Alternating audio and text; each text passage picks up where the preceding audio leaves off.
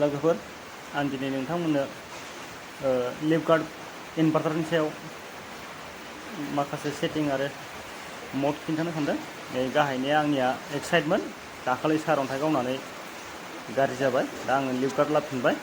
दा लिफगार्डआवहाय मा setting mud थायो बेनि सायाव आं नोंथांमोननो खिन्थागोन। नोंथांमोनहा नायलांबाय था जोबजासिम, अब्लानो मिथिगोन। गाहायनिया एक्साइटमेन्ट नै नोंथांमोना नायला नैबे जाहैबाय कारेन्ट मड, बे रेगुलेटर आरो आनरेगुलेटर। बिनि सायाव दा खिन्थागोन आं नोंथांमोननो रेगुलेटरखौ मानो नांगौ आरो आनरेगुलेटरखौ मानो नांगौ बेनि सायाव फोरमायगोन आं। आरो गाहायाव दङ नैबे ल', मिडियाम आरो हाई चार्जिं मड, बेयाव बे बेटारिनि सायाव जागोन। आरो नैबेयाव जाहैबाय फ्लेट बेटारि, एसएम बेटारि आरो टिउब बेटारि, लकेल बेटारि, बेनि सायाव जायो बेबो चार्जिंआ। दा नोंथांमोननो आं खिन्थागोन रेगुलेटर आरो आनरेगुलेटर। रेगुलेटर होननानै बुङोब्ला जायनि कारेन्टआ 230 थाबाय थायो भल्टआ, नोंथांमोना बेखौ रेगुलेटराव होनानै ला। आरो जायनि कारेन्टआ 130निफ्राय 230नि गेजेरावहाय थांलाय फैलाय आप डाउन जाबाय थायो, बिथांमोना आनरेगुलेटराव होनानै ला। जेरै कम्पिउटार टिभि बाहायनायाव मोजां जायो, झटका जाया बा सर्ट सार्किट जाया। बेनि थाखायनो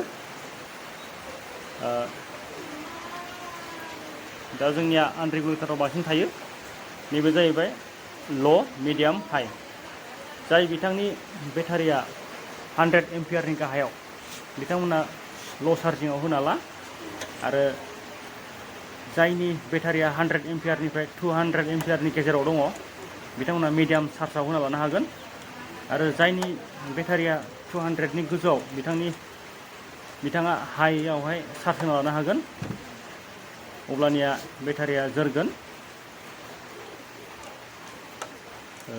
बे जाहैबाय ल'आवहाय, आंनिया 88 एम्पियारल', ओंखायनो आं ल'आव होबाय।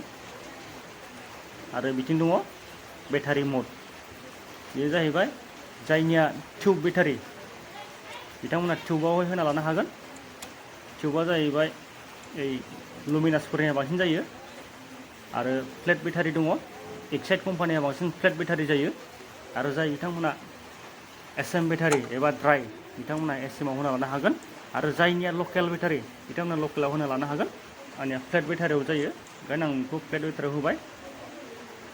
आरो आंनिया कारेन्टआ थांलाय फैलाय जायो, आं ल'आव होना लाबाय आंनि चार्जखौ। नोंथांमोना जायनिया रेगुलेटर कारेन्ट जायो, बिथांमोना रेगुलेटराव होदो।